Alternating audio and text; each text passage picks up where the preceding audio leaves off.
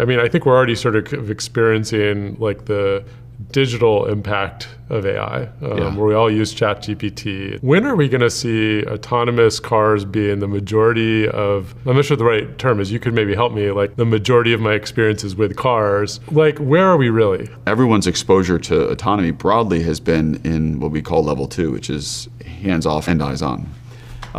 And so you have to sort of squint and extrapolate what the experience is going to be beyond that to get to like true autonomy where the car fully drives itself. And if you live in a place like San Francisco or a few other cities around the country, there's Waymo, which is a chance to experience that. I think the most important point on autonomy, if you take nothing else away from me, we just are going through this massive step change and completely different way of approaching it, where the models for autonomy up until very recently were built around what's called a rules-based environment. So, there's a car in front of you, brake, there's a stop sign, slow down, those sorts of things. And now that's all a neural network. Now that's completely moved to a neural network-based approach where you're feeding an offline model a ton of information from a deployed fleet. And the rate of progress is so much faster than what we've had in the past. 16 years ago, you said to your wife, I don't think my daughter's going to have a driver's license. You were slightly off, but not far. Yeah, to be fair, there were autonomous cars driving around San Francisco. Yeah, I didn't fair. If you're going to lose a bet, at least, have some. You were close. Yeah.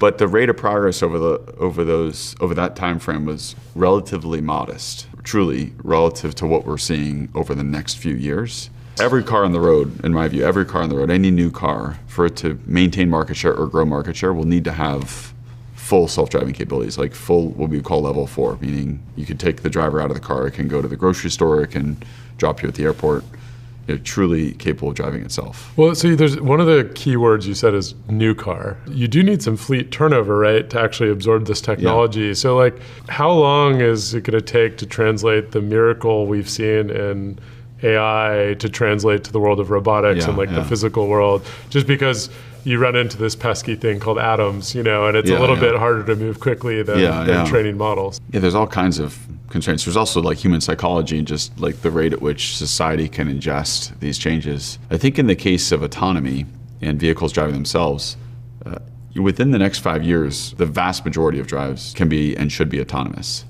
But there's going to be the existence of many older vehicles on the road that are not operating autonomously.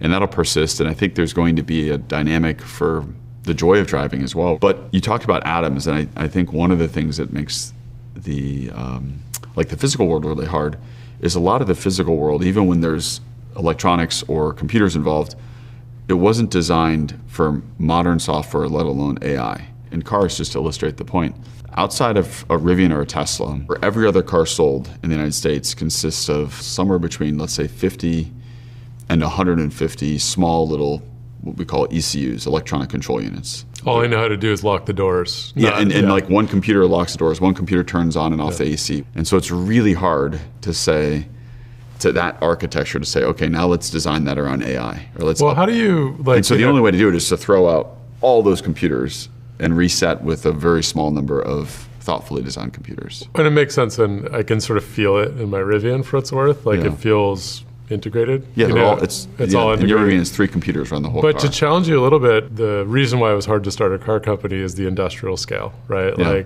And obviously Tesla's reached a scale, but most of the existing high-scale car manufacturers, that is both a burden but also an asset because they have that scale. So how do you actually go through a transformation that dramatic? So Rivian did a deal, a $5.8 billion software licensing deal with Volkswagen Group. We formed a joint venture for future EVs from the group. And the group is, Volkswagen is one of the brands, but Audi, Porsche, such that future EVs are using this new architecture. So in 10 years, will the Rivian platform be powering more non-Rivian branded cars than Rivian branded cars? Well, it's an interesting question. I think our hope is that we'd like to support other manufacturers as well. Yeah. We also want to grow our market share. So we have 2 sides of the business. One is we're selling the technology platform, and then the other is we're investing very heavily in the technology platform. You just look at it as what's the sum of both sides of that? Market share, yeah. When we were talking last summer,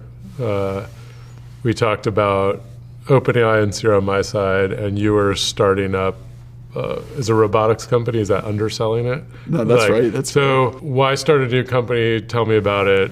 Why now? Was one job not enough? I guess I shouldn't be. Yeah, you can relate. Yeah, I can relate. The core thesis is built around this idea that ultimately AI needs to enter into the physical world. So that's going to manifest in a few ways. One is